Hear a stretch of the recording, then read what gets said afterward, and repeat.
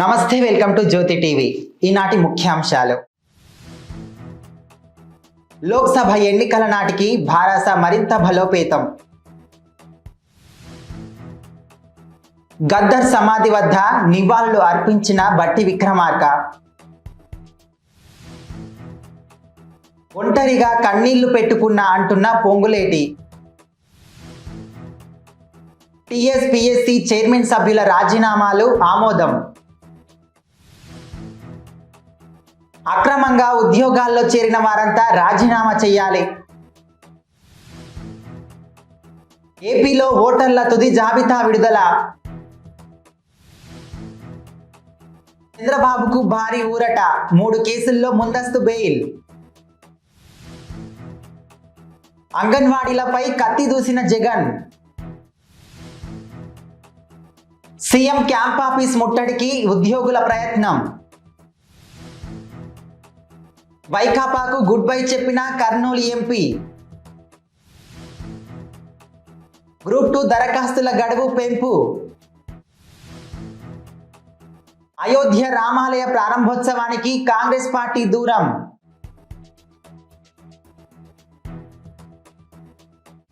ఇక వివరాల్లోకి వెళ్తే, లోక్సభ ఎన్నికల నాటికి భారాస మరింత బలోపేతం కావాలి అంటున్న కేటీఆర్. ప్రజలను వంచాలని చూస్తున్న కాంగ్రెస్ పార్టీకి ఇంకా సినిమా మొదలు కాలేదు అంటున్న కేటీఆర్. అసలు సినిమా ముందుందని భారాస కార్యనిర్వాహక అధ్యక్షుడు కేటీఆర్ వ్యాఖ్యానించారు. విధ్వంసమైన తెలంగాణను 10 ఏళ్లలో కేసీఆర్ వికాసం వైపు నడిపించారన్నారు. తెలంగాణను వేగంగా అభివృద్ధి చేయాలనే తపనతో ఎక్కువ సమయాన్ని పాలనకే కేటాయించారని పేర్కొన్నారు. పరిపాలనపై పూర్తి స్థాయిలో దృష్టి కేంద్రీకరించిన ఆయన పార్టీకి ఎక్కువ సమయం కేటాయించలేదన్నారు. తెలంగాణ భవన్లో ఏర్పాటు చేసిన వరంగల్ లోక్సభ సన్నాహక సమావేశంలో నేతలను ఉద్దేశించి కేటీఆర్ ప్రసంగించారు. ఇప్పటికప్పుడు సమావేశమై పార్టీని బలోపేతం చేసే దిశగా ముందుకు సాగుతుందన్నారు. ప్రజా గాయకుడు గద్దర్ సమాధికి డిప్యూటీ సీఎం బట్టి విక్రమార్క నివాళులు అర్పించారు. డిప్యూటీ సీఎం బట్టి విక్రమార్క ఈ రోజు గద్దర్ సమాధికి నివాళులు అర్పించారు. భూదేవి నగర్లోని గద్దర్ నివాసానికి వెళ్లిన బట్టి విక్రమార్క ఆయన కుటుంబ సభ్యులను పరామర్శించారు. కాంగ్రెస్ పార్టీ ఎప్పుడూ వారికి అండగా ఉంటుందని ధైర్యం చెప్పారు. రాజకీయ జీవితంలో తాను ఎన్నో కష్టాలు పడ్డాను, ఎన్నో అవమానాలను ఎదుర్కొన్నాను అని పొంగులేటి శ్రీనివాస్ చెప్పుకొచ్చారు. రాజకీయ జీవితంలో తాను ఎన్నో కష్టాలు, అనేక అవమానాలు భరించానని మంత్రి పొంగులేటి శ్రీనివాసరెడ్డి తెలిపారు. భక్త రామదాసు కళాక్షేత్రంలో గ్రూప్స్ కోచింగ్ సెంటర్ ఆధ్వర్యంలో నిర్వహించిన సదస్సుకు ఆయన ముఖ్య అతిథిగా హాజరయ్యారు. ఈ సందర్భంగా మంత్రి మాట్లాడుతూ, ఒకానొక సమయంలో కార్యకర్తలకు తెలియకుండా ఒంటరిగా కన్నీరు పెట్టుకున్నానని చెబుతూ భావోద్వేగానికి గురయ్యారు. టీఎస్పీఎస్సీ చైర్మన్ సభ్యుల రాజీనామాకు గవర్నర్ తమిళిసై ఆమోదం తెలిపారు. టీఎస్పీఎస్సీ చైర్మన్ జనార్దన్ రెడ్డి సహా 5 సభ్యుల రాజీనామాలకు గవర్నర్ తమిళిసై ఆమోదం తెలిపారు. రాజీనామాల ఆమోదానికి తమకు ఎటువంటి అభ్యంతరం లేదని ప్రభుత్వం తెలపడంతో న్యాయ సలహాలు తీసుకున్న అనంతరం ఇవాళ గవర్నర్ నిర్ణయం తీసుకున్నారు. గత చైర్మన్ బోర్డు హయాంలో జరిగిన పేపర్ లీకేజీ, ఇతర అవకతవకలపై సమగ్ర విచారణ కొనసాగించాలని ప్రభుత్వానికి సూచించారు. నిరుద్యోగుల జీవితాలతో మరెవరూ భవిష్యత్తులో ఆటలాడకుండా బాధ్యతలపై కఠిన చర్యలు తీసుకోవాలని స్పష్టం చేశారు.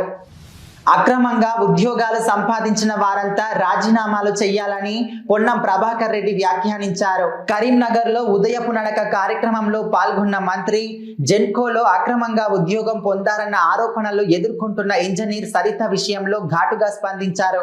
ఈ ఆరోపణలతో మాజీ ఎంపీ వినోద్ కుమార్ కు ఎలాంటి సంబంధం లేకుంటే పోలీసులకు ఫిర్యాదు చేయాలని సవాల్ విసిరారు. భూ ఆక్రమణదారులు కాంగ్రెస్ పాలనకు భయపడాల్సిందేనని హెచ్చరించారు. ఆంధ్రప్రదేశ్లో ఈ నెల 22న ఓటర్ల తుది జాబితా విడుదల కానుంది. ఈ ఏడాది లోక్సభ, అసెంబ్లీ ఎన్నికలు ఉన్నాయి. ఎన్నికలకు స్వేచ్ఛాయుత వాతావరణంలో పారదర్శకంగా నిర్వహిస్తాం. ఓటర్ల జాబితాలో మార్పులపై కొన్ని పార్టీలు ఆందోళన వ్యక్తం చేశాయి. పారామిలిటరీ బలగాలతో ఎన్నికలు నిర్వహించాలని ఓ పార్టీ కోరింది. ఎన్నికల నేపథ్యంలో తొలుత ఆంధ్రప్రదేశ్ ను సందర్శించాం. మంగళవారం విజయవాడలో రాజకీయ పార్టీలతో సమావేశం నిర్వహించాం. ఏపీ, తెలంగాణలో 2 చోట్ల కొందరు ఓట్లు నమోదు చేసుకున్న అంశాన్ని ఓ పార్టీ ప్రస్తావించింది. ఎన్నికల్లో ధన ప్రభావాన్ని నియంత్రించాలని కొన్ని పార్టీలు కోరాయి. రాష్ట్రంలో మొత్తం 4.07 కోట్ల మంది ఓటర్లు ఉన్నారు. వారిలో మహిళలు 2.07 కోట్లు, పురుషులు 1.99 కోట్ల మంది ఉన్నారు. మహిళా ఓటర్లు ఎక్కువగా ఉండటం శుభ పరిణామం. ఇంటి వద్ద నుంచి ఓటు వేసేందుకు 5.8 లక్షల మందికి అవకాశం ఉంది. తొలిసారి ఓటు హక్కు వినియోగించుకునే వారి సంఖ్య 7.88 లక్షలు. 100 ఏళ్లు దాటిన వృద్ధులు 1174 మంది ఉన్నారు. ఈ నెల 22న తుది జాబితా విడుదల చేస్తామని తెలిపారు. తెదేపా అధినేత చంద్రబాబుకు భారీ ఊరట లభించింది. 3 కేసుల్లో ముందస్తు బెయిల్ను కోర్టు మంజూరు చేసింది. ఈ మేరకు న్యాయమూర్తి జస్టిస్ టి మల్లికార్జునరావు ఉత్తర్వులు జారీ చేశారు. దర్యాప్తును ప్రభావితం చేసేలా వ్యాఖ్యలు చేయొద్దని ఆదేశించారు. వారంలోపు ₹1,00,000 చొప్పున 2 పూచీకత్తు ఇవ్వాలని తెలిపారు. పిటిషనర్లకు 48 గంటల ముందు నోటీసు ఇచ్చాకే విచారించాలని సిఐడిని ఆదేశించారు. రాష్ట్ర వ్యాప్తంగా సమ్మెను నిర్వహిస్తున్న అంగన్వాడీ కార్యకర్తలపై సీఎం జగన్ అణచివేత కత్తిని దూశారు. విధుల నుంచి ఎందుకు తొలగించకూడదో సంజాయిషి ఇవ్వాలంటూ మంగళవారం వారికి నోటీసులు జారీ చేశారు. ఎన్నికల ముందు అక్క చెల్లెళ్లమంటూ ఎక్కడా లేని ఆప్యాయతను ఒలకబోస్తూ వేతనాలు పెంచుతామని హామీ ఇచ్చి సీఎం పీఠం ఎక్కాక వాటిని పూర్తిగా మర్చిపోయారు. ఇప్పుడు ఆ హామీలపై ప్రశ్నిస్తున్నారని ఏకంగా అంగన్వాడీల ఉద్యోగాలకి ఎసరు పెడుతున్నారు. చరిత్రలో ఎన్నడూ లేని విధంగా అంగన్వాడీ సేవలను అత్యవసర చట్టం పరిధిలోకి తెచ్చి మరీ ఎస్మాను ప్రయోగించిన ఆయన ఇక వారి ఉద్యోగాల తొలగింపునకు తెరతీశారు. 2 రోజుల్లోనే నోటీసుల జారీ ప్రక్రియ పూర్తి చేసేందుకు అధికారులు చర్యలు తీసుకుంటున్నారంటే అంగన్వాడీలపై జగన్ ఎంతగా కక్ష కట్టారో ఇట్టే తెలిసిపోతుందని అంగన్వాడీలు ఆందోళన వ్యక్తం చేస్తున్నారు.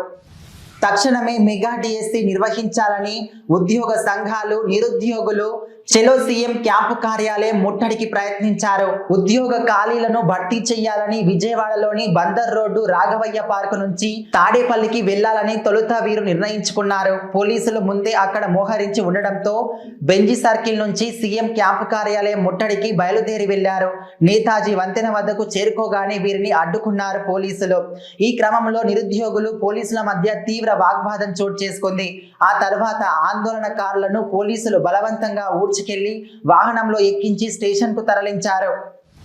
వైకాపాకు రాజీనామా చేసిన కర్నూలు ఎంపీ సంజీవ్ కుమార్. అధికార పార్టీ వైకాపాలో రాజీనామాల పర్వం కొనసాగుతుంది. తాజాగా ఆ పార్టీకి మరో నేత గుడ్ బై చెప్పారు. వైకాపా ప్రాథమిక సభ్యత్వం, కర్నూలు ఎంపీ పదవికి రాజీనామా చేయాలని నిర్ణయించుకున్నట్టు సంజీవ్ కుమార్ తెలిపారు. ఈ రోజు విజయవాడలో ఏర్పాటు చేసిన మీడియా సమావేశంలో ఆయన మాట్లాడుతూ, కర్నూలులో వలసలు, ఆత్మహత్యలు ఆగాలనేది నా లక్ష్యం. కర్నూలు నుంచి బళ్ళారి వరకు జాతీయ రహదారి సాధించాలి. నా పరిధిలో ఉన్నంత వరకు నేను చేశా. వలసలు ఆగాలంటే పెద్ద స్థాయిలో నిర్ణయాలు జరగాలి. అపాయింట్మెంట్ కోరితే ఎందుకు కష్టపడతావన్నారు. ఏ పార్టీలో చేరాలనేది ఇంకా నిర్ణయం తీసుకోలేదు. నా సన్నిహితులతో మాట్లాడి నిర్ణయం తీసుకుంటా. మరో 20 ఏళ్లు ప్రజా జీవితంలో ఉంటా అని వివరించారు. కర్నూలు పార్లమెంట్ వైకాపా ఇన్ఛార్జ్ పదవి నుంచి సంజీవ్ కుమార్ ను తప్పించడంతో మనస్తాపానికి గురై ఈ నిర్ణయం తీసుకున్నట్లు తెలుస్తోంది. ఏపీలో గ్రూప్ 2 ఉద్యోగాల దరఖాస్తుల గడువు పొడిగింపు చేశారు. అభ్యర్థుల నుంచి వచ్చిన విజ్ఞప్తులను పరిగణనలోకి తీసుకొని దరఖాస్తుల గడువును వారం రోజుల పాటు పొడిగించినట్లు ఏపీపీఎస్సీ ఓ ప్రకటనలో వెల్లడించింది. అభ్యర్థులు జనవరి 17 అర్ధరాత్రి 11:59 వరకు దరఖాస్తు చేసుకోవచ్చని తెలిపింది. ఫిబ్రవరి 25న జరిగే ప్రిలిమినరీ పరీక్ష తేదీలో మాత్రం ఎలాంటి మార్పు లేదని స్పష్టం చేసింది. గ్రూప్ 2 పోస్టులకు దరఖాస్తు చేసేటప్పుడు సర్వర్లో సాంకేతిక సమస్యలు తలెత్తడంతో వాటిని సరిచేయాలని అభ్యర్థులు ఏపీపీఎస్సీకి విజ్ఞప్తి చేస్తూ వచ్చారు. ఈ నేపథ్యంలో దరఖాస్తుల గడువును మరో వారం రోజుల పాటు పొడిగించడం జరిగింది. అయోధ్యలోని శ్రీరామ మందిరం ప్రారంభోత్సవానికి కాంగ్రెస్ పార్టీ గైర్హాజరు కానుంది. అది భాజపా, ఆర్ఎస్ఎస్ కు చెందిన పొలిటికల్ ప్రాజెక్ట్ అని వ్యాఖ్యానించింది. ప్రారంభోత్సవ కార్యక్రమానికి హస్తం పార్టీ అధ్యక్షుడు మల్లికార్జున ఖార్గే, అగ్ర నాయకురాలు సోనియా గాంధీ, సీనియర్ నేత అధీర్ రంజన్ చౌదరికి ఆహ్వానం అందిన సంగతి తెలిసిందే. ఈ ఆహ్వానాన్ని వారు తిరస్కరించారని కాంగ్రెస్ తెలిపింది. మతం అనేది వ్యక్తిగత అంశం, కానీ ఆర్ఎస్ఎస్, భాజపా ఈ అయోధ్య రామాలయ అంశాన్ని పొలిటికల్ ప్రాజెక్టుగా మార్చాయి. ఆలయ నిర్మాణం ఇంకా పూర్తి కాలేదు. 2019లో సుప్రీంకోర్టు ఇచ్చిన తీర్పును అనుసరించి రామభక్తుల మనోభావాలను గౌరవిస్తూ మర్యాద పూర్వకంగా ఈ ఆహ్వానాన్ని తిరస్కరిస్తున్నామని కాంగ్రెస్ వెల్లడించింది. వైఎస్ఆర్ కడప జిల్లా ప్రొద్దుటూరులోని తహసీల్దార్ కార్యాలయం వద్ద గత 30 రోజులుగా అంగన్వాడీ కార్యకర్తలు జీతాలు పెంచమని చేస్తున్న సమ్మెకు ఈ రోజు మాజీ ఎమ్మెల్యే నంద్యాల వరదరాజుల రెడ్డి మద్దతు తెలిపారు. అంగన్వాడీ వర్కర్ల మీద ఎస్మా ప్రయోగించడం దారుణమని, ఈ ప్రభుత్వం వారి డిమాండ్లను స్పందించకపోతే వచ్చే తెలుగుదేశం పార్టీ అధికారంలోకి వస్తుందని, మా ప్రభుత్వంలో వారిని తిరిగి ఉద్యోగాల్లోకి తీసుకోవడమే కాకుండా సమ్మెలో ఉన్నన్ని రోజులు జీతాలు కూడా ఇస్తామని హామీ ఇచ్చారు. పాదయాత్రలో ముద్దులతో హగ్గులతో ప్రజల మీద కపట ప్రేమని చూపించి అధికారంలోకి వచ్చిన ముఖ్యమంత్రి నేడు ప్రజలను కానీ ఉద్యోగస్తులను కానీ కలిసే పరిస్థితి లేదని మండిపడ్డారు. ఈ కార్యక్రమంలో మాజీ మున్సిపల్ చైర్మన్ ఆసం రఘురామిరెడ్డి, మాజీ పట్టణాధ్యక్షులు ఘంటసాల వెంకటేశ్వర్లు, మాజీ కౌన్సిలర్లు తదితరులు పాల్గొన్నారు. వాగ్దానాలు నెరవేర్చమనము చంద్రబాబు నాయుడు గారు ఆర్లగడ్డకు వచ్చినారు. మేము కూడా పోవడం జరిగింది. ఆయన పబ్లిక్ మీటింగ్లో కూడా చెప్పడం జరిగింది. ఎస్మాను ప్రయోగించినారు అంగన్వాడీ మీద. ఆడవారి మీద ఎస్మా ప్రయోగించడం అనేది చాలా సిగ్గుచేటైన విషయము. ఏది ఏమైనా కూడా ఎస్మాను ప్రయోగించి తీవ్రంగా ప్రభుత్వం చర్యలు తీసుకునేటప్పటికీ అతి త్వరలో వచ్చే ప్రభుత్వం మిమ్మల్ని అందరినీ కూడా మళ్ళా ఉద్యోగాల నుంచి తొలగించినప్పటికీ కూడా తిరిగి మళ్ళీ మిమ్మల్ని ఉద్యోగాల్లో చేరుస్తామని కూడా తప్పకుండా చేయడం జరిగింది. కాబట్టి మీరు భయపడాల్సిన అవసరం లేదు. ఎందుకంటే ప్రభుత్వము న్యాయబద్ధమైన మన సమస్యల కోసం మనము సమ్మెలు చేస్తూ ఉంటే దాంట్లో మిమ్మల్ని అందరినీ పిలిచి కొంత మేరకైనా మాట్లాడి 16వ రోజుకు చేరుకున్న వైఎస్ఆర్ కడప జిల్లా బుద్వేలు మున్సిపల్ కార్మికుల రాష్ట్ర వ్యాప్త సమ్మె ఒంటికాలిపై నిలబడి తమ నిరసనను తెలిపిన మున్సిపల్ కార్మికులు ఈ రోజు జరుగుతున్న చర్చలను కార్మికులకు అనుకూలంగా జరిపి సమ్మెను నివారించాలి, జగనన్న హామీలను అమలు చేయాలని కోరుతూ మున్సిపల్ కార్మికులు చేస్తున్న రాష్ట్ర వ్యాప్త నిరవధిక సమ్మె నేటికి 16వ రోజుకు చేరుకున్న సందర్భంగా ఒంటికాలిపై నిలబడి మున్సిపల్ కార్మికులు తమ నిరసన తెలిపారు. ఈ సందర్భంగా యూనియన్ పట్టణ కోశాధికారి కాలువ శివకుమార్ మాట్లాడుతూ ఈ రోజు జరుగుతున్న చర్చలను కార్మికులకు అనుకూలంగా జరిపి సమ్మెను నివారించాలని, సమాన పనికి సమాన వేతనం అమలు జరిపి కనీస వేతనం 26,000 ఇవ్వాలని, కార్మికులందరినీ పర్మనెంట్ చేయాలని, పెరుగుతున్న పట్టణాల జనాభా విస్తీర్ణం దృష్ట్యా కార్మికులను పెంచాలని, కోవిడ్-19 అదనపు పారిశుద్ధ్య సిబ్బందికి ఉద్యోగ భద్రత కల్పించాలని, ఇంజనీరింగ్ విభాగ కార్మికులకు వేతనాలు పెంచాలని రాష్ట్ర ప్రభుత్వాన్ని విజ్ఞప్తి చేశారు.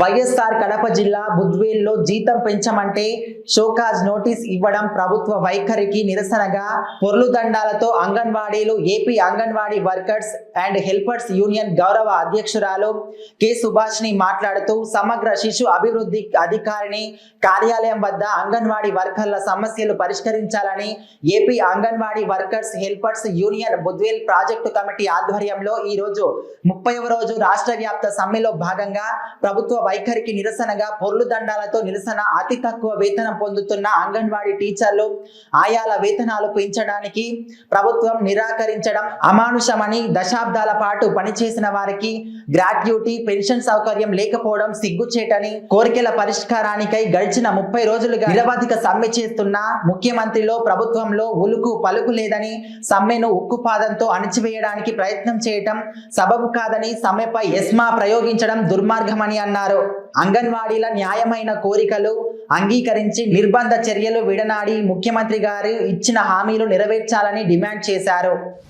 వైఎస్ఆర్ కడప జిల్లా ప్రొద్దుటూరు పట్టణంలోని మదర్ తెరిస్సా సేవా వృద్ధాశ్రమంలో ఈ రోజు అమ్మ హెల్పింగ్ హ్యాండ్స్ కువైట్ ఆధ్వర్యంలో అన్నమయ్య జిల్లా పుల్లంపేట మండలం రామక్కగారిపల్లి గ్రామ వాస్తవ్యులు గన్నె సురేంద్ర నాయుడు వాణి విశ్వనాథుల కుమారుడు 3వ పుట్టినరోజు పురస్కరించుకొని ఆశ్రమంలోని వృద్ధులకు అన్నదానం, బట్టల పంపిణీ చేశారు. వికసిత ఫౌండేషన్ అధ్యక్షురాలు శూలం లక్ష్మీదేవి మాట్లాడుతూ అమ్మ హెల్పింగ్ హ్యాండ్స్ కువైట్ వారు ప్రొద్దుటూరులో దాదాపు 3 లక్షల రూపాయల వరకు సహాయ సహకారాలు అందించినందుకు వాళ్ళ కమిటీకి రుణపడి ఉంటామన్నారు. ఈ కార్యక్రమంలో ప్రముఖ చిన్నపిల్లల డాక్టర్ పవన్ కుమార్, రాచగొల్ల భారతీ యాదవ్, దేవిక, కొండయ్య పాల్గొన్నారు. ఇంతటితో వార్తలు సమాప్తం. జ్యోతి టీవీని లైక్ చేయండి, షేర్ చేయండి, సబ్స్క్రైబ్ చేయండి. Thank you.